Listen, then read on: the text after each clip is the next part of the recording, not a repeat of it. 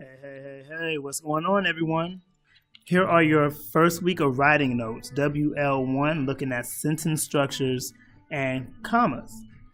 So, what we learned this week, there are 4 types of sentences, and some sentences use different types of commas.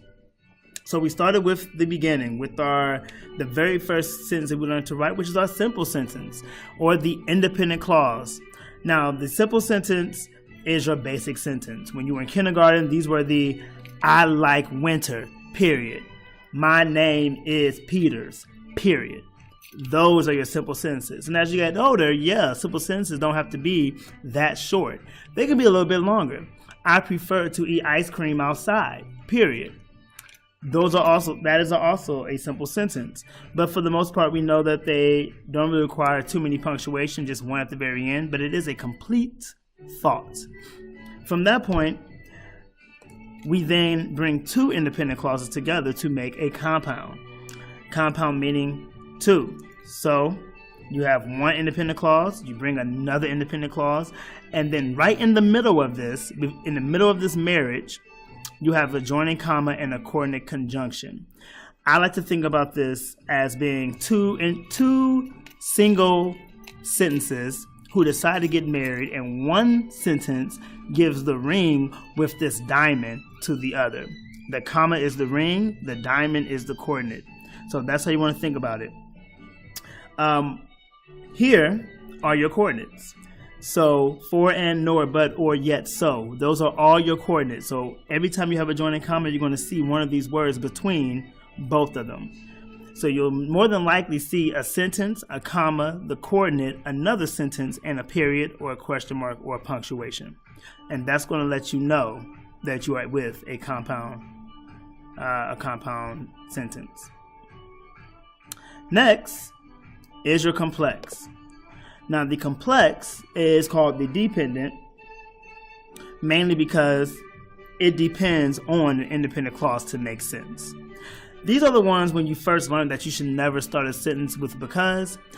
These are those, mainly due to the fact that when you do start a sentence with because or anything with a subordinate, because is a subordinate conjunction, it's waiting on the other part. For example, because it's hot outside. That's not a response. We're waiting on the next. So because it's hot outside, what? Because it's hot outside, you want to wear flip-flops. Because it's hot outside, you want ice cream. Because it's hot outside, you want to wear a tank top. What exactly about it being hot do you want? And so those are these sentences. Because it's hot outside is dependent because it needs something else. It needs something to help it make sense. And that's your independent clause. Those will come with subordinates and maybe a bracket comma. And the reason why we say maybe, that's this middle column here, is because on this bottom example, we notice this first part, that's an independent clause. I would like to play video games. It's independent because it's a complete thought. It makes sense. I can put a period after games, it will be a nice sentence.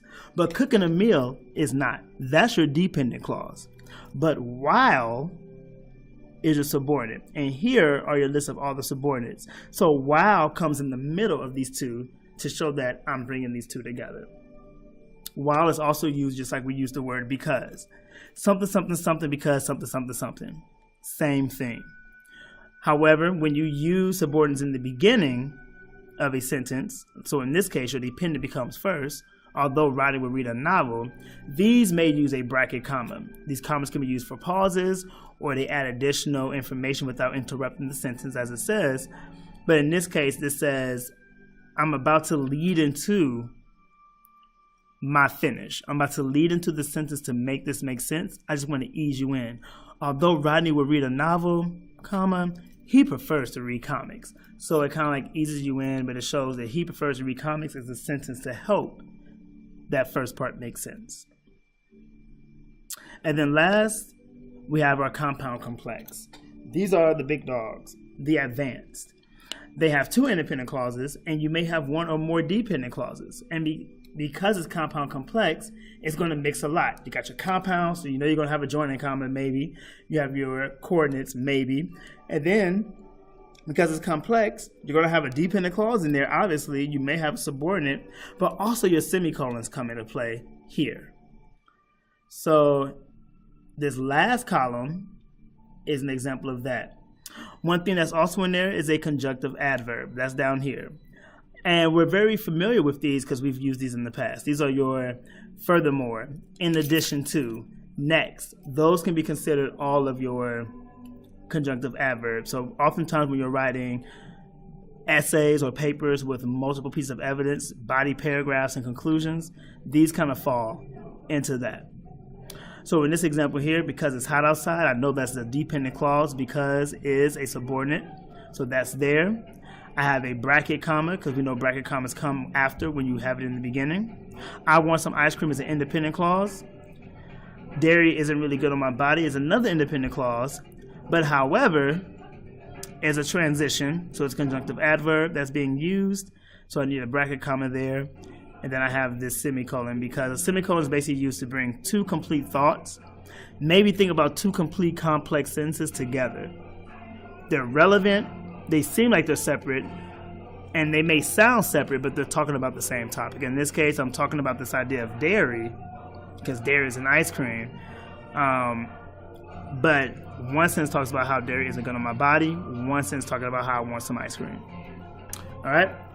So that's it. So when you're thinking about your sentence types, the hope is that we push ourselves to use more compound, complex sentences, be more advanced, but now you know what you need to use, how to identify them. And make sure that you have these ready to go in your notes for a very interesting activity when I see you again. Good luck.